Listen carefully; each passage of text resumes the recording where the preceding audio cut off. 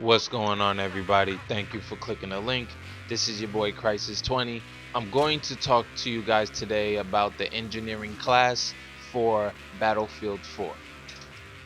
Engineering is all about taking vehicles out of commission. It's all about vehicles and repairing vehicles.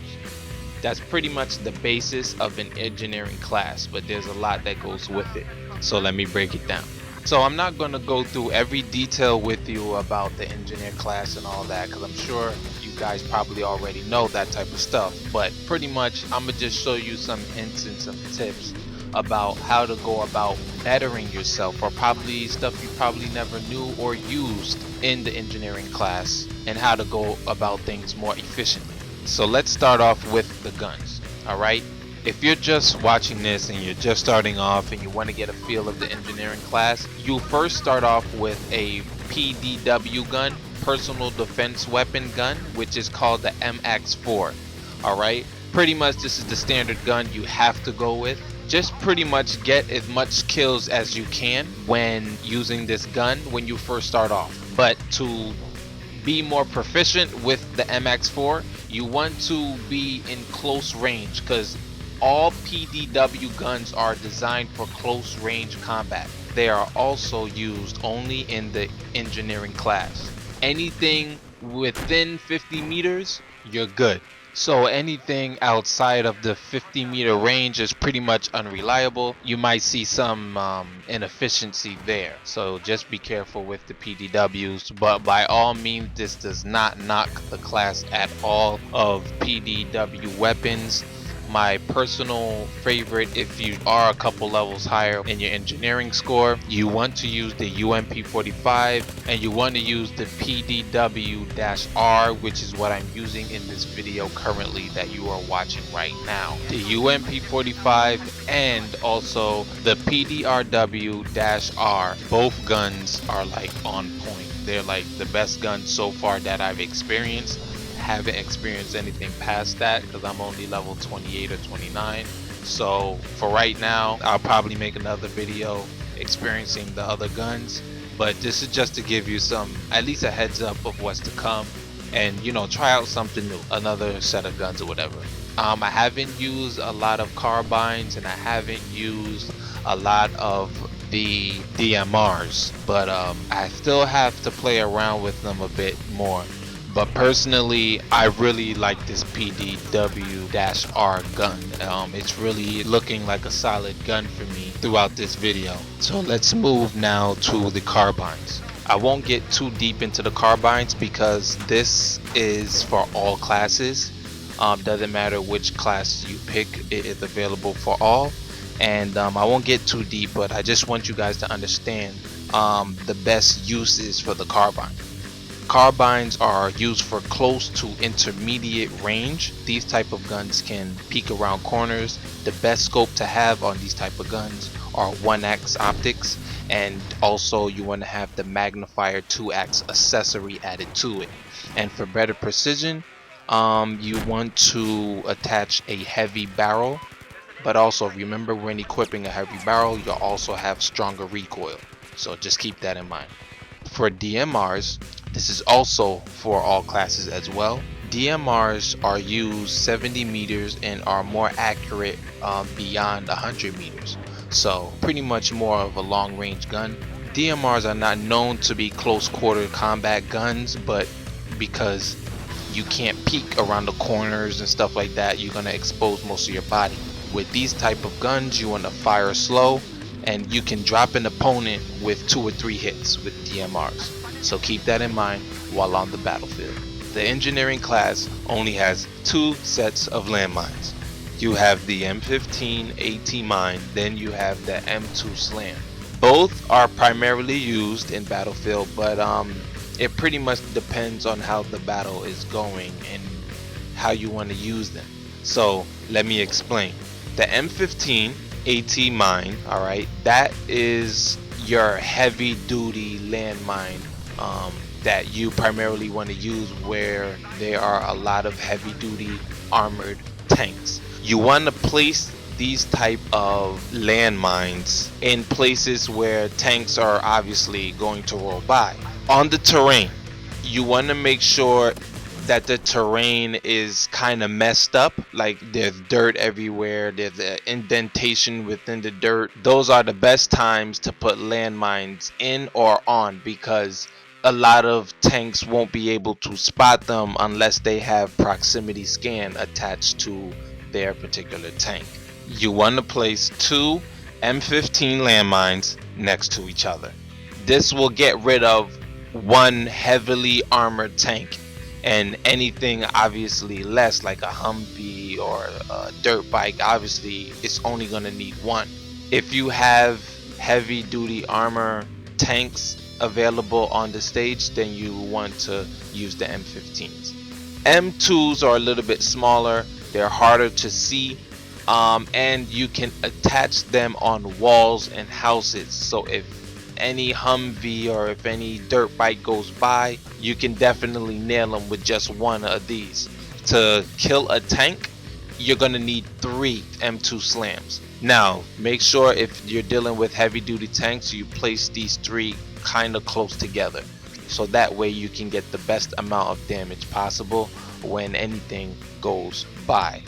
Being as though the M2 is not as heavy hitting as the M15, you want to use the M2s on stages that have a lot of Humvees and have a lot of dirt bikes when any type of vehicle goes by.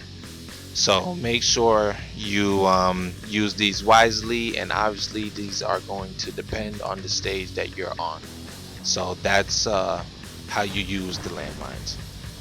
As far as rockets are concerned with this class, it starts you off with a MBT law. Alright, pretty much is a guided homing missile. Once the rocket gets near the land vehicle, it does an upward motion and then it comes down onto the target. This is not your automatic go-to. Your go-to rocket is going to be the RPG. Alright, the RPG 7V2. To unlock this is 109,000 engineering points. Once you do get this, this is pretty much your automatic go-to. This is your most powerful rocket that you have exposure to. You want to hit tanks in the rear and on the side. Alright, those are the weak points of the tanks.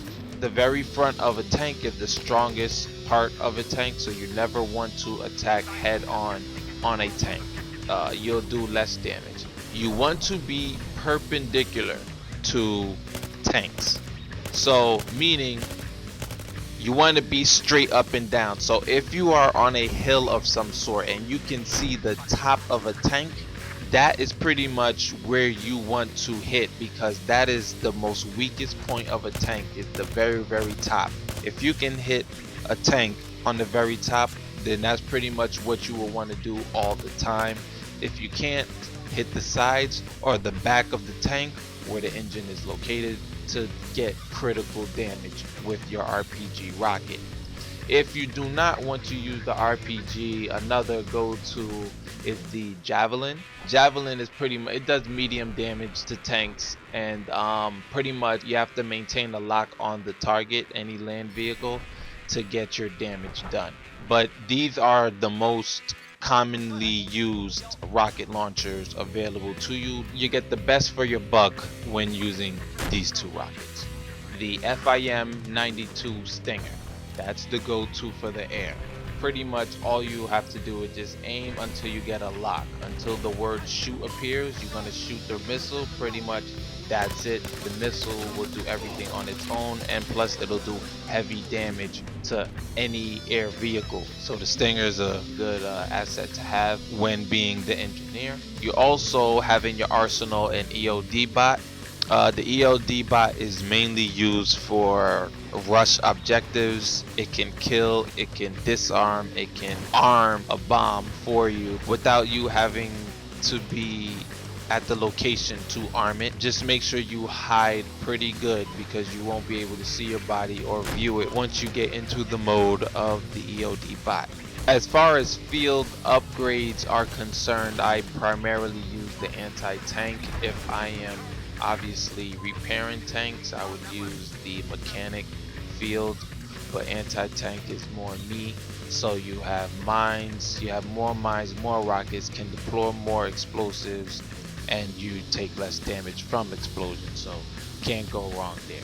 You know you're entering the end of the engineering class once you unlock the C4. If you're getting into any vehicle or any quick vehicle, Humvee, whatever, you just set some C4s on it, drive it to a tank and blow it up. Pretty much that's what everybody does nowadays. I'm sure there are other uses for it, but you can always be creative. So quick recap of the engineering class. So pretty much when it comes to the guns, all right, your go-tos are the DMR and the carbine. There's nothing wrong with the PDW class. I like it personally, it's more accurate, but your go-tos are the carbine and the DMR. These are the most reliable guns. These are the most reliable gun classes, I should say. For rockets, it's going to be the RPG and the Javelin. Your go-to for air rockets is going to be the Stinger, the FIM-92 Stinger. For the field kits, is going to be the anti-tank field kit or the mechanic field kit. EOD bots primarily used for rush objectives, so keep that in mind. The M2 slams, you want to use those for narrow areas. Place them in the grass, place them on buildings, places where a tank mainly wouldn't reach, because these are obviously used for less armored vehicles. But by all means, if a tank does come in your vicinity, you want to place 3 M2 slams in a similar location. Make sure you place 2 M15 mines together, so that way you will kill a tank very easily. Make sure you use rugged terrain to hide your M15 mines. Alright, so that pretty much wraps it up for the engineering class. I hope you guys learned a lot. If I did miss any information, just leave a comment below, guys. Thank you for listening, and I'll catch you guys at another tutorial. Peace.